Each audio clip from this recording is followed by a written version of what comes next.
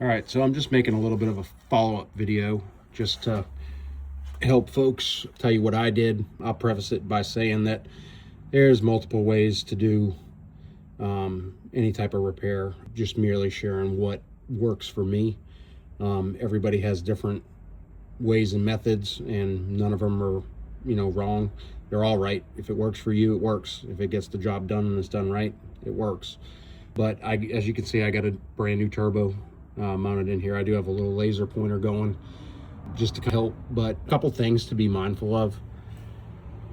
Back in there, if you can see where my pointer's going, they use 12-point nuts.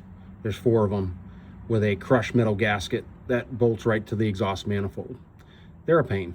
They're not the easiest to get at. I find a long flex head ratchet works pretty good. The top one on this side, which you can maybe see where my laser is on that pipe, it's kind of like right down in there. You can get your hand in, you can get it started. You're going to have to be happy with getting a small wrench in there and just taking your time. Again, it's probably the worst one of the 4 bolts to get to. The other one on the bottom, you can kind of come in through the fender and get a extension and a ratchet, and that works pretty good. At least it did for me on this particular truck. It's a 22 Freightliner M2 with an ISB Cummins in it.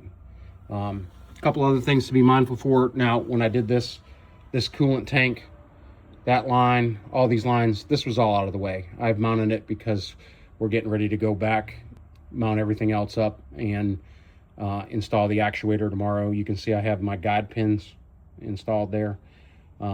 I'll probably be making a video on that so people can see how you calibrate and install it on the truck. I'll be using Cummins Insight to kind of navigate you through that.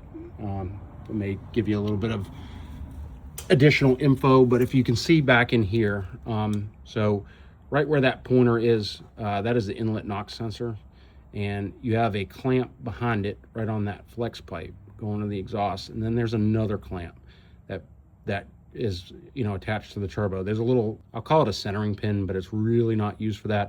There's a little pin that kind of sets that decomp pipe into the back of the turbo, and then you put your clamp on. How I did this, which I find works easiest for me, is when I had the turbo out, I separated the back clamp over there, and I separated this front clamp, and I left this sensor hooked to that. You got plenty of line. It's in that heat wrap running back to this pad mount over here. Plenty of line to just let it loose, secure it so that it doesn't break. I would rather leave that connected than risk taking it apart. They can be a little bit temperamental, especially with some age on it. This particular truck has 201,000 miles on it, so it's not wore out. It's been well maintained, but a lot of heat, a lot of exposure here. So I like to mount that decomp tube to the back of the turbo prior to putting the turbo in, and then I put a new asbestos gasket on the back, and then I put that clamp in. Again, this turbo is a little unwieldy. It's 66 pounds, so it's not light, but again, I found that is what works best for me when doing a job like this. And then obviously the rest of it is pretty straightforward. You're going to have coolant lines, oil lines. You're going to have your oil drain pipe, which is right down in there, kind of up on the underside of the turbo. You're going to have another cooling line going into the underside of the turbo and whatnot. And that's pretty much together. Obviously the air box is going to need to go on, charge air tube, all of that reassembled. But the next video is going to be on calibrating and installing this actuator, which will be next. Put that on, get that calibrated, get everything else buttoned up, fill this with coolant, and should be good to go. And we're going to fire it up, make sure we have no leaks, make sure everything is operating as intended, and then we're going to put it in a regen, make sure we build some heat, check it again, and then it should be good to go, back in service. But stay tuned, we'll make another little video.